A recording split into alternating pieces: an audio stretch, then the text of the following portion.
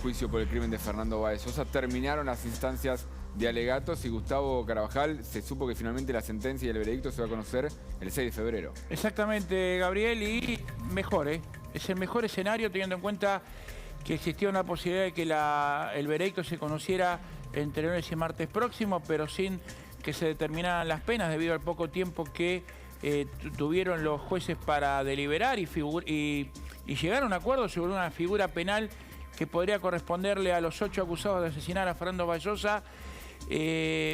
Una figura penal que depende la calificación, y es un hilo muy delgado, Gabriel, los puede mandar de por vida a la cárcel, que son 35 años. Esa es la expectativa de pena que tiene la prisión perpetua, que les podría corresponder si efectivamente el tribunal coincide con el planteo que hicieron los fiscales Juan Manuel Dávila y Gustavo García y el abogado que representa a los padres de Fernando Báez Sosa, Fernando Burlando, acompañado por Fabiana Méndola. La figura del homicidio doblemente agravado, con solamente con un agravante, la condena es perpetua. En la provincia de Buenos Aires son 35 años, ¿por qué? Porque a partir de los 35 años de cumplimiento efectivo no tenés ningún beneficio anterior, o sea, esto de las salidas transitorias, la libertad condicional recién se la dan al cumplir los 35 añaños, o sea, tienen 23 años hoy, llevan detenidos 3 años, los acusados, me refiero a la mayoría de los acusados, pongo el foco en Thompson, sí. Tiene 23 años, hace 3 que está detenido, recién podría salir en libertad dentro de 32 años, o sea, cuando 55. Cumpla los 55 años, exactamente, podría tener la libertad condicional. Y otro detalle, la defensa de Tomei fue acertada en cuanto a los elementos que tenía a mano, pero a los acusados les faltó decir nada más que la culpa de todo la tenía Fernando, porque se encontró con ellos. A ver, tuvieron 3 años para hablar, no lo hicieron, no se arrepintieron. Es más, Luciano Pertossi en la primera declaración indagatoria que se hizo 24 horas después de que lo detuvieron, lo único que hizo fue quejarse porque había estado 10 horas sentado en el piso, esposado, le dolía la cabeza y no estaba de humor para hablar. Luciano Pertossi, para que se ubiquen, es el que está atrás de Lucas, que es el que tiene remera con los hombros azules y una raya blanca, al lado del guardacárcel, a la derecha de la pantalla. Ese es Luciano Pertossi, que fue el primero en hablar. Y Thompson, que lloró, se la ve venir. Sí. Se la ve venir directamente. Y aparte, te agrego algo de Luciano Pertossi. Fue el mismo que fue el primero en hablar en las audiencias, en decir ese no soy yo el del video. Exactamente. Y que cuando le quisieron hacer preguntas fue sobrador, ¿no? En sus respuestas de no se gasten. Tal cual, tal cual. No se esfuercen, no voy a hablar. Tal cual, no, y además a Burlando dice, a vos no te voy a responder preguntas. Claro. Y al fiscal también le dijo así. Eso pensaba yo cuando veía ayer y repasaba los discursos de ellos, las últimas palabras, que decís, es tarde, claramente sentís que es tarde, lo ves y decís, no puede ser que recién ahora se te dé por hablar cuando pasaron. Pero viste que te dije que iban a hablar. Sí. Yo les dije ayer que iban a hablar todos porque el abogado consideró que era importante que expresen algo y que los jueces lo valoran esto. Y hay un argumento que, si no me equivoco, lo planteó el fiscal García en su alegato también, en los alegatos de la Fiscalía, donde dice, hay situaciones donde si no sos responsable o no es lo que nosotros estamos planteando, se puede despejar con las preguntas. Exactamente. El mejor escenario es cuando te sometés a un interrogatorio y vos decís, esto no fue así, ustedes están diciendo que fue premeditado, no fue así por esto, por esto, por esto. Dar argumentos, no una súplica final donde Luciano Pertossi termina diciendo, esperemos que esto sea lo mejor o sea bueno para todos. Dice. Exactamente, y que tome la mejor decisión. Y hay otro que dijo bendiciones. Pero quiero marcar algo para cerrar el tema. No les creyó nadie. Básicamente eso, no les creyó nadie. Y el 6 vamos a tener el veredicto a las 13 horas. Ahora vamos a viajar a Dolores, pero antes hacemos un breve repaso de lo que fue la jornada de ayer de los alegatos y las últimas palabras.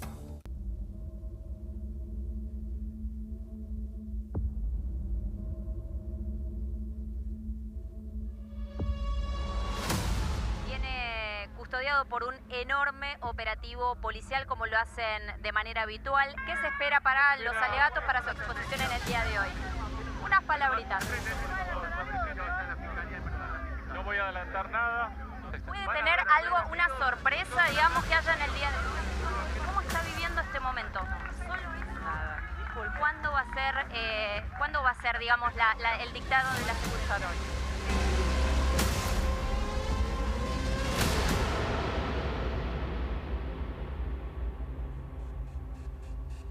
Me costó horrores ver la forma como asesinaron a mi hijo. Fueron a un boliche, Lebric, y terminaron envueltos en un caso de homicidio. Y tenía esa sensación como madre de tirarme sobre él, de poder ayudarlo para que esas patadas fueran para mí. Horas y horas de reproducción de constancias del expediente expuestas en las redes sociales, en los canales de televisión. Ante todo quería pedir disculpas a la familia de Fernando. Quiero pedir perdón a la familia de Fernando. Si murió alguien en la estoy muy arrepentido de todo. Jamás hubiese pensado que algo así podría llegar a pasar. Y siento que lo que ustedes decidan o digan va a ser lo correcto. A mí me preguntan por qué defendés esto si hay una muerte del otro lado. Mi respuesta es no sé, por supuesto, soy bastante inconsciente en eso. Quiero que paguen lo que le hicieron. No le tuvieron piedad para nada. Solo deseo justicia y muchas gracias. Gracias a usted, señor.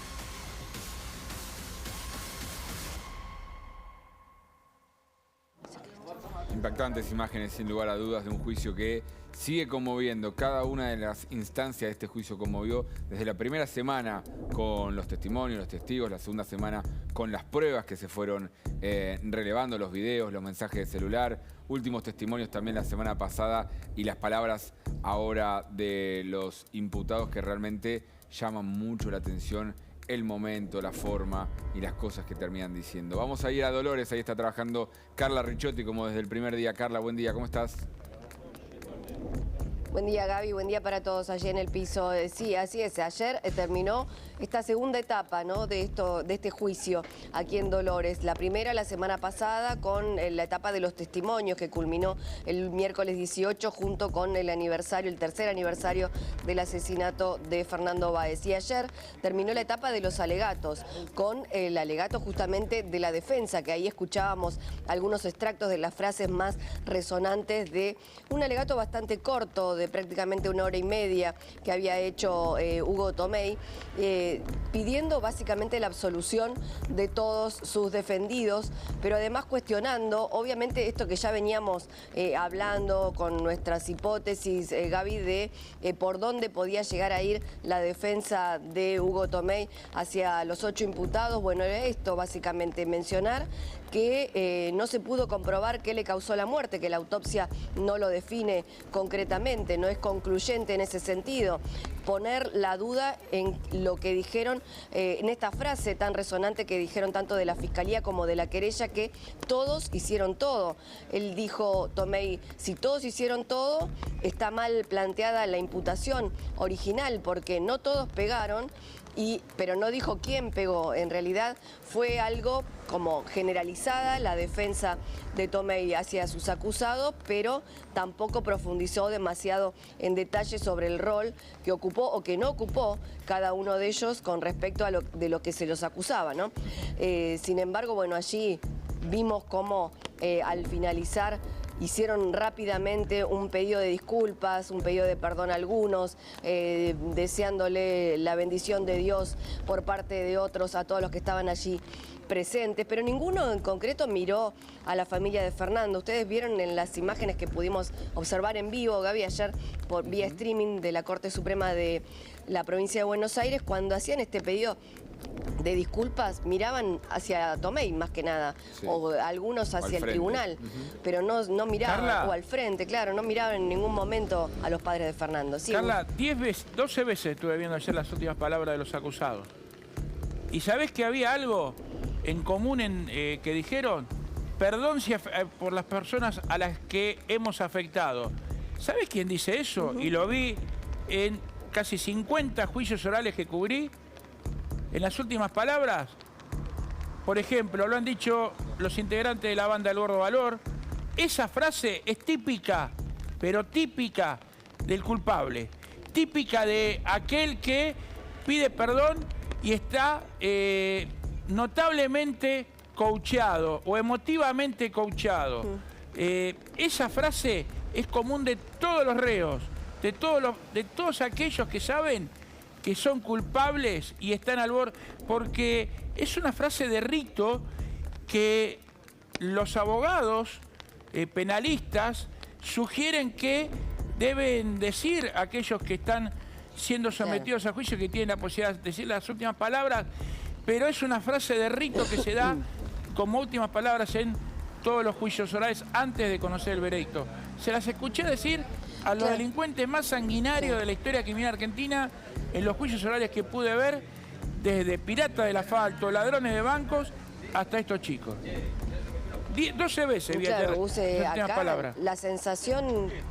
Totalmente, la sensación que quedó acá cuando se los escuchó hacer este pedido de disculpas tan rápido, a las apuradas, muy de último momento, fue que estaba todo completamente guionado, todos decían prácticamente las mismas frases, no solamente si pido disculpas o pido perdón, sí, a los que afecté, a la familia de Fernando en algún caso mencionaron, otros dijeron a mi familia también, que obviamente no es solamente a la familia de Fernando, sobre todo a ellos afectaron, pero digo también afectaron a sus familias, que hoy no pueden caminar libremente, no solamente por Zárate, por acá, por Dolores, han tenido que entrar estos últimos 2 días escoltados por la policía en una camioneta con los vidrios negros, así se tienen que manejar aquí mismo porque tienen miedo a los scratches, agresiones de la gente. Tomei decía ayer, Gustavo, que ellos ya tienen una condena social y mediática porque nombró a los medios. Eso en varias parte de la realidad. Oportunidades como... Y sí, lamentablemente es así, pero ¿y qué hubiese pasado si la situación hubiese sido otra? Si el pedido de disculpas hubiese sido sincero, si hubiese sido desde un principio, si Tomei inclusive hubiese sido más accesible y más adepto a hablar, a hacer algún tipo de declaración. No digo, obviamente, que esto los esculpe, que congraciarse quizá o ser más amigable con los medios o hacer más declaraciones los hagan más inocentes o menos culpables en todo caso. Lo que digo es, si este ensayo de pedido de disculpas que hicieron a último momento apurado hubiese sido sincero y desde un principio. Pero Gabriel lo decía. Si la condena social a la que él culpa hubiese sido tan grande como lo es ahora. Gabriel lo decía acá, cuando se refería a lo que dijo el fiscal García. Si hubieran sido inocentes, hubieran contestado preguntas y hubieran explicado qué estaban haciendo, qué pasó. Claro. Bueno, y todo esto, Gustavo, Gabriel, adelante de los padres de Fernando, que ayer ahí escuchamos en el informe algo de lo que habló Graciela adentro, que también hizo uso de este derecho de las últimas palabras ante el tribunal, pero cuando salió del tribunal también hizo declaraciones y se la vio visiblemente agotada y conmovida por lo que había pasado adentro. La compartimos. Dale. Ninguno de ellos me miraron a la cara. Y que se pusiera a llorar tampoco me conmovía porque mataron a mi hijo. Es muy difícil poder creer que después de haber matado me tenga que pedir disculpas. ¿Le llamó algo la atención en cuanto al alegato? ¿Graciela, alguna frase, algo? No estuve durante el alegato. ¿Por qué no lo quisiste escuchar, Graciela? Me descompuse en un momento porque es muy fuerte cuando veía esos videos, cuando le atacaron a mi hijo con él sin camisa ahí tirado en el piso, que manifesté lo que sentía cada vez que veía esa imagen de las ganas que tenía como madre de abrazarlo, de lanzarme sobre mi hijo y cubrirlo para que todas esas patadas que le dieron, que destruyeron el cuerpo de mi hijo, que fuera para mí, porque esta vida que tengo ya no es vida. Extraño muchísimo a mi hijo y me duele en el alma todo lo que le hicieron. Solo pido justicia. Es muy fuerte, Carla, estas palabras, sin lugar a dudas. Creo que la imagen de Silvino y de Graciela en estas semanas del juicio, pero en estos 3 años en general, son las que marcan también la diferencia, ¿no? Cuando estamos hablando de los jóvenes imputados que se transformaban en asesinos, lo que decías antes, una muestra de piedad, si uno dice, de tener una visión distinta, hubiese sido que ellos actúen de una manera distinta. Y no lo hicieron nunca. Entonces la madre, es obvio que ante estas palabras decir, no te voy a creer, no me mirás a los ojos, no me dijiste nada en estos últimos 3 años, en ningún momento sentiste culpa por lo que hiciste, me sacaste un hijo. Es eso lo que está diciendo Graciela, ¿no? Sí, y además la actitud que han tenido también durante el transcurso de estas jornadas. Más allá de no querer contestar preguntas de la querella, hay testigos que dijeron, me miraron desafiantes. Ayer la escuchábamos aquí mismo en La Nación a la noche con Pablo Fernández Blanco a Virginia Pérez, esta chica que le hizo RCP a Fernando y que dijo, cuando estuve ahí en la sala de audiencia y se estaban retirando, Ciro Pertossi me miró desafiante, me sonrió, me hizo una sonrisa rara y yo lo insulté, decía Virginia. Claro. Y no solo eso, cuando vino Pablo Ventura a declarar, se le rieron, se reían de él. Y tuvieron también estas actitudes. Cuando habló Luciano Pertossi, le dijo, hizo su aclaración que quería hacer, no quiso hacer una declaración y terminó diciendo, no insistan porque por más que se esfuercen no voy a contestar más nada. Muy tajante, muy, no sé si soberbio, pero como superado, la manera de hablar. Esa fue la sensación que nos daba a nosotros cuando lo escuchábamos aquí dentro, ¿no? Ayer los pudimos escuchar, los pudieron escuchar todos y verlos hablar en vivo, porque las otras audiencias no se pudieron transmitir. No podíamos transmitirles a ustedes cómo era el sonido y la manera de hablar de ellos, el sonido de su voz y la manera de hablar de ellos. Pero ayer los escucharon y lo escucharon a Thompson, por ejemplo, con voz, esto que yo les mencionaba, esa voz como de nene conmovido, se puso a llorar inclusive, fue el que más se puso a llorar ayer cuando hizo este pedido de disculpas o de perdón a su familia y a la familia de Fernando también. Y el caso también atravesó a la política, sin lugar a dudas, y ayer fue parte de los alegatos de Hugo Tomei, que llegó a hablar de Alberto Fernández y lo criticó por haberse sacado una foto con los padres de Fernando pidiendo justicia para Fernando. Lo compartimos. Que en palabras recién escuché que sea justicia y empecemos a definir justicia.